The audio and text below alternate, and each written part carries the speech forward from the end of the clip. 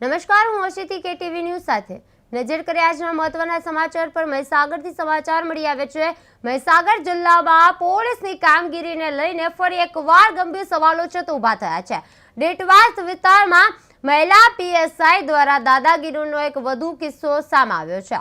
Seat belt ન બાંધવાના મામલે આ આદિવાસી સમાજના મોહનભાઈ પગી નામના વ્યક્તિને મહિલા પીએસઆઈએ માર માર્યો હોવાનો આરોપ છે તે લાગ્યો છે। મારપીટના ફોટા સોશિયલ મીડિયામાં વાયરલ થતા સમગ્ર મામલો ચર્ચાનો વિષય બન્યો છે। અગાઉ રાવળ સમાજ સાથે સંકળાયેલા કિસ્સા બાદ હવે આદિવાસી સમાજના વ્યક્તિ પર થયેલી આ કાર્યવાહીથી પોલીસના અમાનવીય વર્તન પર ગંભીર પ્રશ્નો છે તે ઊભા થયા છે। ઘટનાને લઈને સ્થાનિક સ્તરે રોષ ફેલાયો છે અને જવાબદાર અધિકારી સામે કડક કાર્યવાહી કરવાની માંગ ઉઠી રહી છે।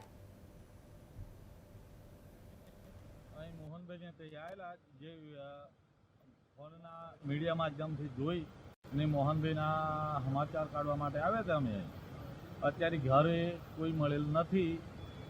મોહનભાઈને કોઈ વ્હાઇટ ગાડીમાં લઈ ગયા એવા મને મેસેજ છે ઘરેથી।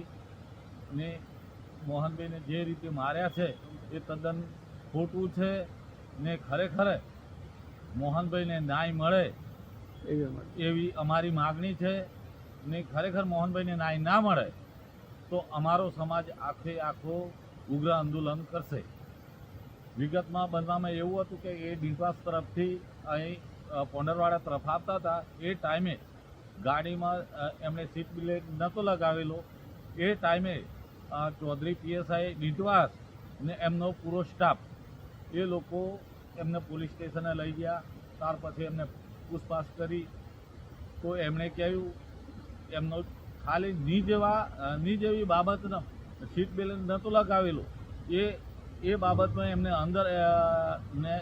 અંદર લઈ ગયા અને ગાડી ડિટેન કરી, બરાબર ને। ત્યાર પછી એમણે જે મોહનભાઈ હતા એમણે એવું કહ્યું કે મને મારે ઘરે જાણ કરવા માટે મને ફોન આપો એવી વાત કરી। એના પરથી એમને બોલાચાલી ફોન ઉપરની બોલાચાલીમાંથી એમને મોહનભાઈને આ રીતે ગંભીર રીતે ઢોર માર મારેલો છે ને